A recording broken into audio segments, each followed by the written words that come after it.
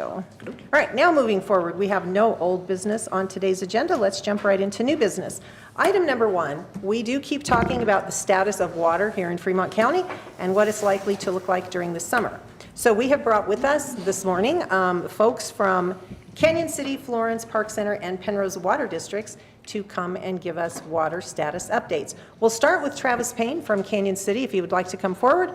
We will be followed by Florence, Park Center, and Penrose Water, if you would like to just kind of line up next. All right, good morning, Hello. Travis. How are we doing? Morning. Good, how are you, sir?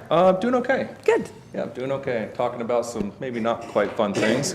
Don't have any great news to have, but I got some pictures to show, and we'll start with those. Go to the next slide. So this is a graph of snow water equivalent in the Arkansas River Basin. It was accurate Friday is when I pulled this graph.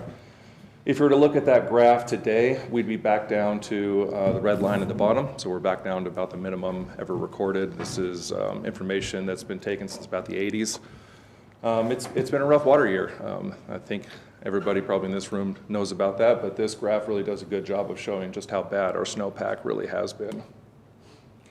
So I think that was at 22% of median.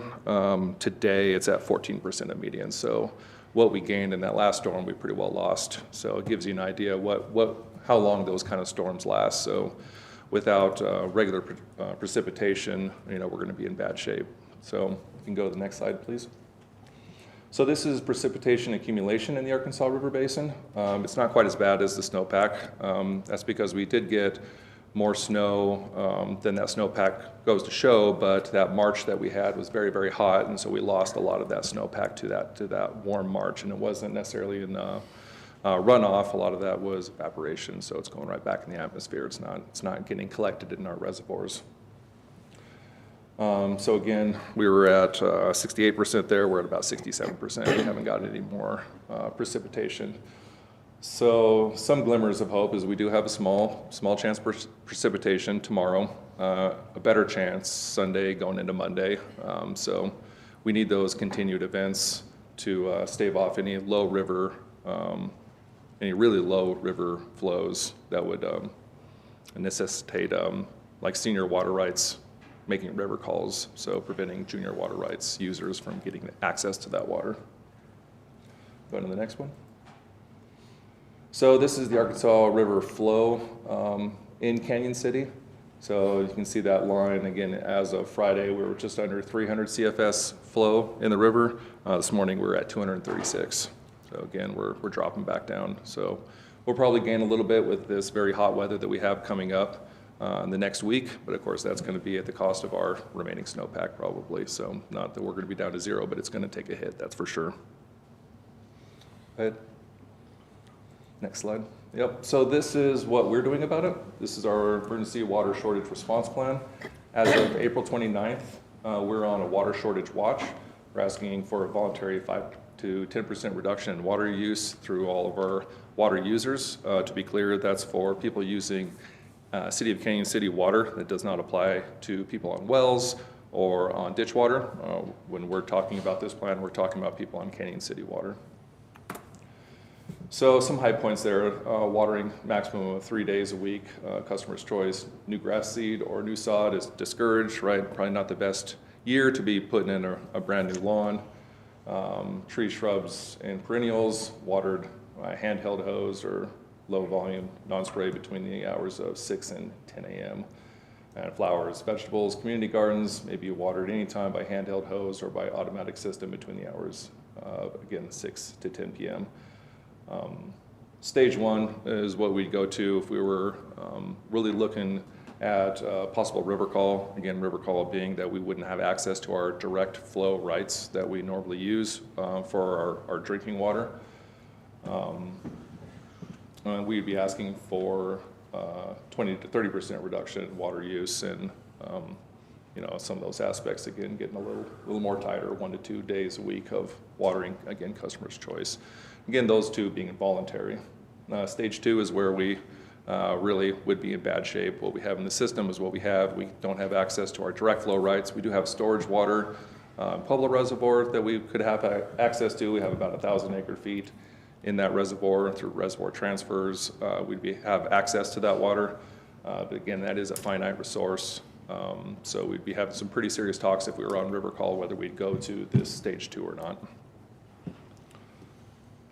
1,000 acre feet sounds like quite a lot, but what we've seen in our peak days is 10 million gallons a day, which would equate to around 30 acre feet per day of what we would use. Again, that's peak water usage. It's not our normal water usage through the summer. It's more like 6 million average throughout the 3 hottest months, but it gives you an idea how much we can use. And we would want to keep certainly some of that stored water back for any potential use that we need to do next year. Right? There's no guarantee we'd have a great snowpack in this coming year, so we need to be wise with our water if we're using our stored water.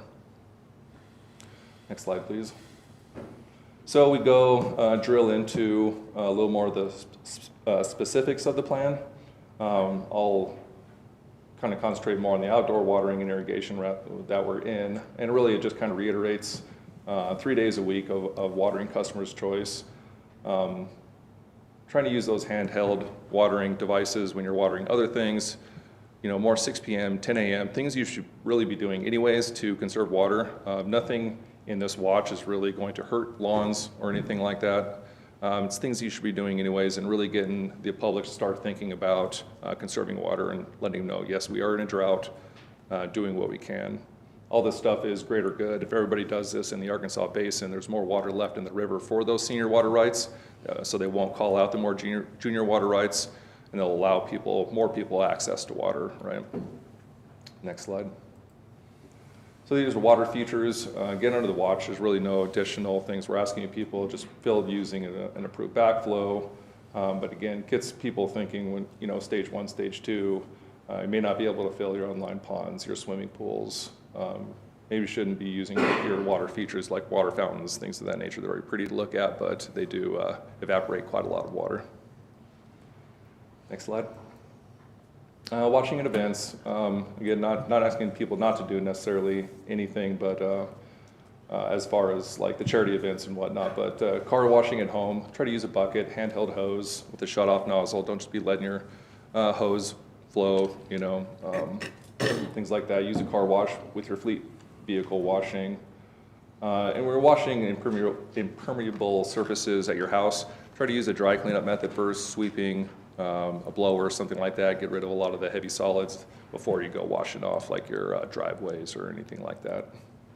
Next slide. Restaurants, we'd ask voluntary participation in the water served only on request program. Again, lodging, construction, or hydrant special use, not really much anything different for your water watch. Next slide.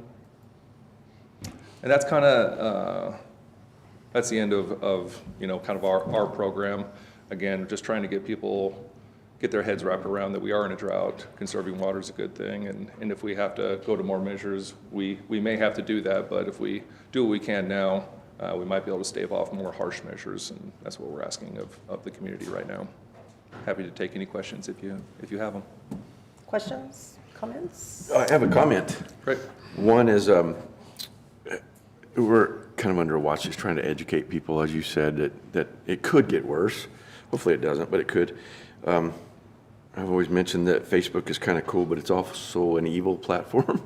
There's already people out there throwing other people under the bus that they're watering and stuff like that.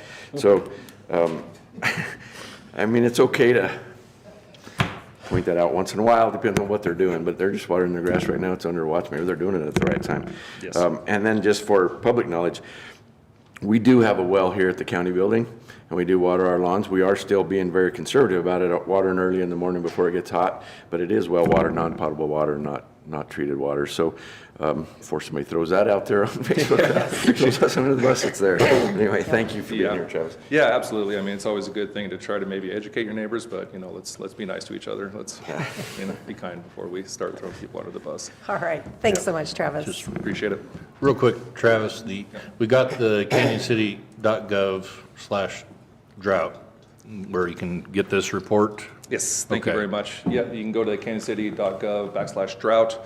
This report lives on there. Any updates that we would have would be updated there, as well as our social media. would be probably a very good time also to point out that I'm going to do a public meeting at 5 o'clock at the downtown theater for any questions that the public may have tonight. Tonight, okay. Thank you, sir. Yep, absolutely. you. Appreciate your time. Up next, Florence. I know we have Lori Cobler and Brandon Harris with us this morning.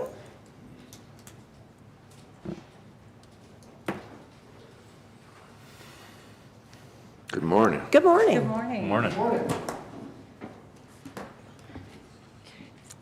right.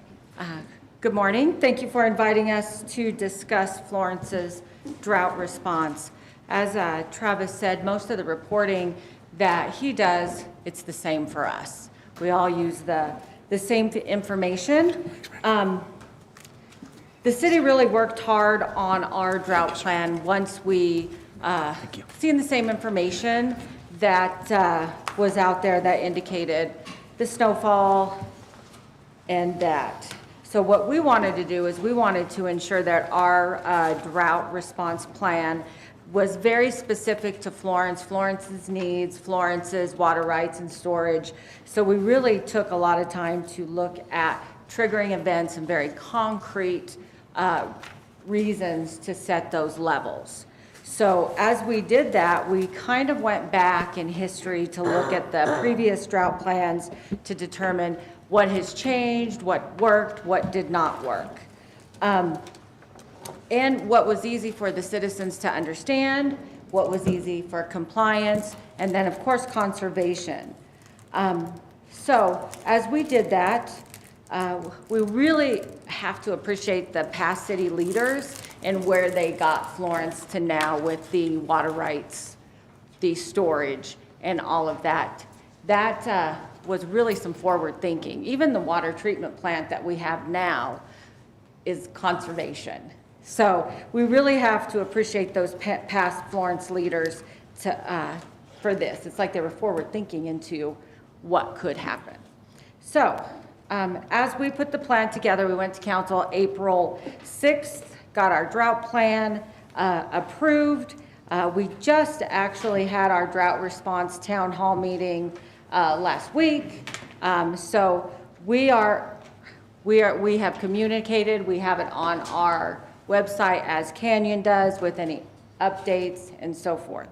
What is that email address or that website? cityoflorence.gov. Cityoflorence.gov. Thanks. cityoflorence.gov. We also have them in town all over, at the senior center, the library, and we will print a hard copy for anybody that asks for it. I keep it in my notebook. All right, so I'm gonna let Brandon, we are in level 1. Ours are all around water rights and call rights. We are talking about conservation and that minimum usage for our citizens. So it's getting everybody to use that minimum amount that's allowed, 3,500 for inside, 5,000 for outside of city limits. So they get used to that. So it's all about getting them ready for those levels that might come, that might cost them more. So how do we conserve now so we don't have to get there later? So I'm going to let Brandon Harris, our regional water superintendent, discuss the ins and outs of it. Thanks, Lori. Thank Morning, you, Lori. Brandon. Good morning. So our drought plan is similar to Canyon. It's tiered. We have 4 levels. Each level is triggered by a priority call date on the river. That's significant in its own because of the amount of water that's being called on the river. So stage 1 is the priority call is March 5th, 1984. And for level 1, that's a really junior call on the river. But when we're in level 1, like we are now, our main goal is educating our customers on conserving water and different tips and methods. Like we suggest watering lawns only when needed, or every 2 or 3 days and at night, instead of watering during the day for evaporation reasons. We are pleading for people to look out for leaks or drips, leaky faucets, running toilets, and dripping swamp coolers and get things like those fixed, because they can accumulate and you know, be bigger portions of water in an extended period of time. So level 1 is mainly about education. Our goal is to decrease usage by 20% in level 1. Level 2 is triggered by a priority call of May 15th, 1874 on the Arkansas River. At that point, different conservation things come into play. We are in level 2, water lawns and landscapes on designated days. So even numbered addresses will water on Sunday, Wednesday, and Friday. Odd number addresses will water on Tuesday, Thursday, and Saturday. Stage 2 is also where we have a rate increase for excess usage. Lori mentioned our base amount of gallons is 3,500 gallons for inside users inside the city, and 5,000 for out of city. So the increase for the rates will be on anything above that. So if you want to continue to water your lawn and go above your 3,500 gallons, you're going to pay for it. Unfortunately, monetarily is one of the best ways to enforce, you know, force some restrictions, I guess, if you will. So again, unfortunately, hitting people's wallet is one of the best ways. So level 3 has a trigger date, priority call date of December 30th, 1863, which I believe is the Canyon City Waterworks priority date. At that point, things are getting real bad. So no watering of golf courses except for greens and tee boxes once per week. And again, only between the hours of 7 p.m. and 7 a.m. So any watering of landscaping and lawns or greens and tee boxes will be done at night. No watering of parks or cemeteries. We've already made the decision between Lori and myself that we are, even though we're only in stage 1, we are changing our parks to watering at night and only 3 days a week. Even currently in stage 1, we want to show that we're doing as much conservation as possible as a city as well. And then, of course, stage 3, we cut all watering of parks and cemeteries altogether. No filling or refilling of residential or commercial pools. Our city pool will still be in operation at level 3 until it runs out of water, because we won't be able to refill it. So no operation of outdoor fountains or waterfalls. A lot of this you've heard from Travis's presentation, so it's very similar stuff. No at-home car washing. Restaurants will only serve water upon request instead of bringing it to your table from the get-go. Water hydrant use permits are canceled altogether at that point. So we have some big commercial users that fill up at hydrants, and we rent out hydrant meters for construction purposes and whatnot. All of that will be ceased. So no more hydrant usage unless it's for fire, of course. A 100% rate increase for the usage over the base gallons. So prices will double at stage 3, and in stage 4 they will triple. Now stage 4 is triggered by a November 30th, 1861 call, which is the Union Ditch and Florence's diversion works call. So if we're being called out, then things have gotten bad, because Florence has the oldest municipal water rights on the Arkansas, and if we hit stage 4, then Colorado's out of water, or at least the Arkansas Basin. So again, through this whole drought plan, our main goal is educating our customers and the community on conservation. to be good stewards of our resource that all of us need in Fremont County and even further downstream. So if we can, come together as a community and reduce the amount of use, then some users downstream that have more junior water rights that haven't been able to pull the amount of water they need, maybe they can get a little drinking water as well. Florence in particular, like Travis mentioned, we have some project water stored in Pueblo Reservoir, and it sounds like we're a small step away from being approved to be able to get some of that water released from upstream. So that's one thing that is on the plus side of all this, as well as our storage. We do have 2 reservoirs and 380 some acre feet of decreed water storage. So we do have some backups, some reserves on hand, but at any point we want to reduce as much as we can the usage. So, any questions for me? Oh, yes, sorry. We do have a bulk water fill station for customers completely outside of our distribution system. And in stage 3, we will limit the bulk water sales to just our immediate area. So if someone in between Penrose and Springs finds out, oh, Florence has got a bulk station, we can drive an hour and go fill up there, they won't be able to. We want to service our community. But if Florence itself is being called out in stage 4, we are completely shutting down our bulk water sales because our responsibility is to our customers and our citizens. So that's just the way it goes, I guess. All right, thanks, Brandon. Clearly, the city has put in a lot of time and effort in considering all of these different things and putting a plan together, and I think you did it pretty quickly. So congratulations on that. Any questions, Well, that was my comments? question, that your last little deal there about the bulk users, because I know we have a lot of Fremont unincorporated that use the bulk.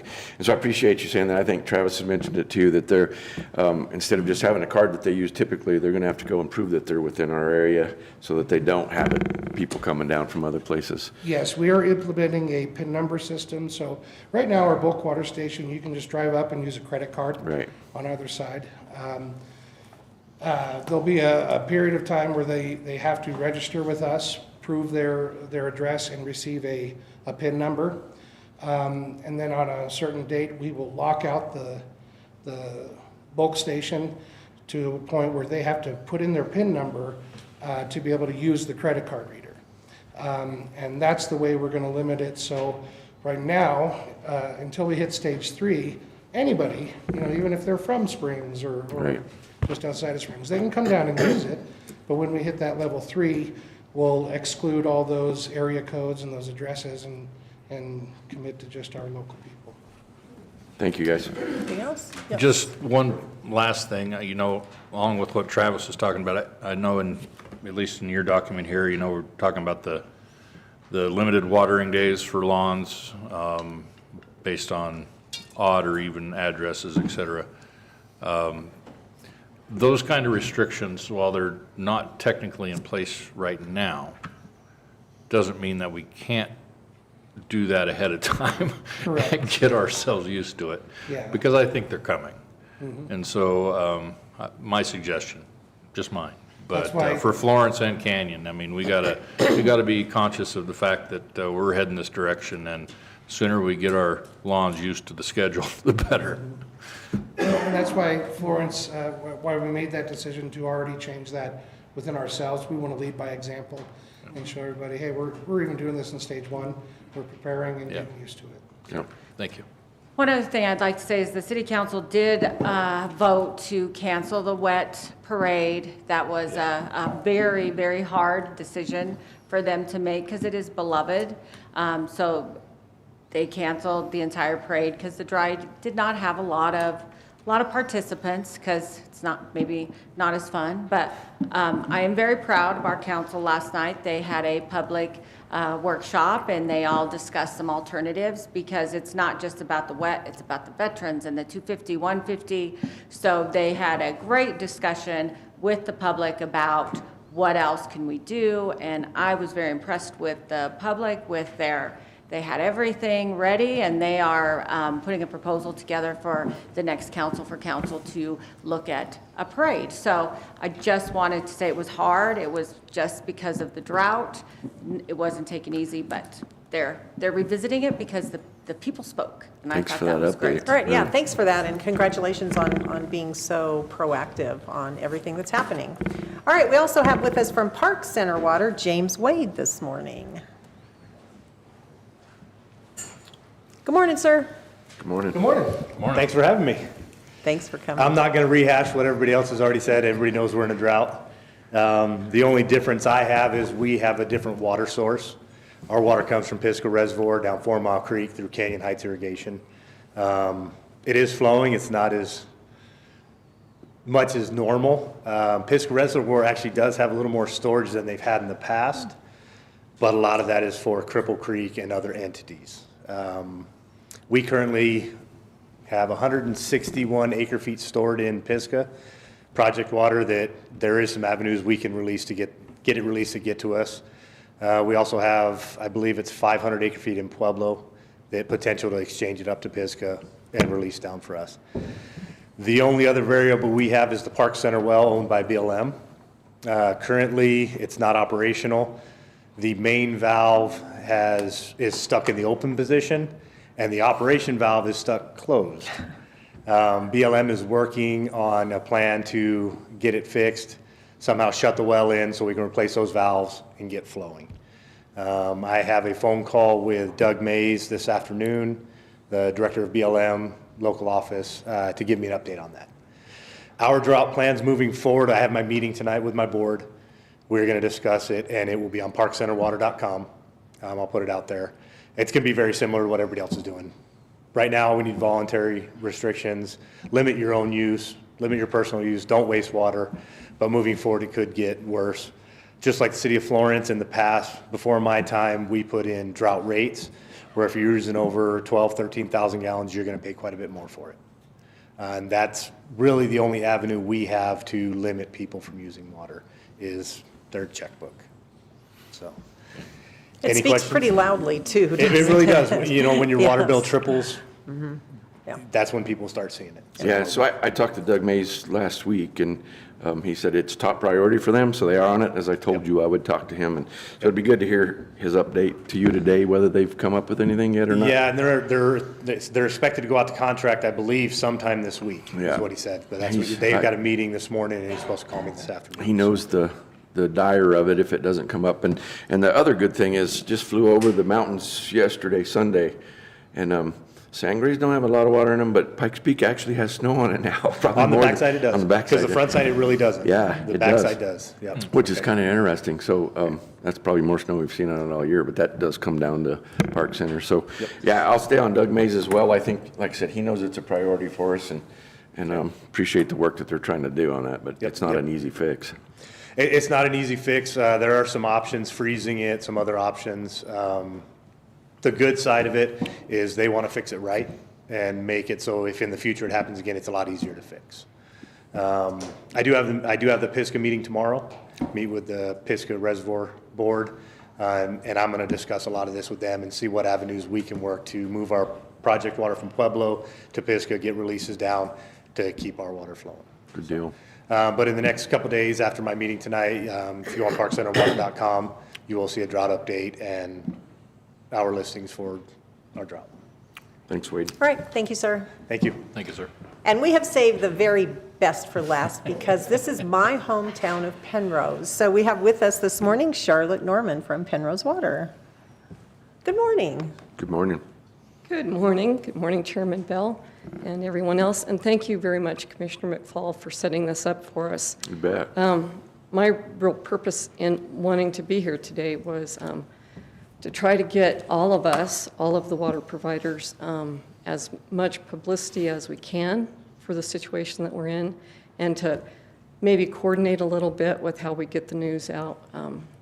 Just like everyone, we have a plan in place. It's the basic ask, tell, require, multi-stage approach. We're currently under voluntary curtailment, and our 18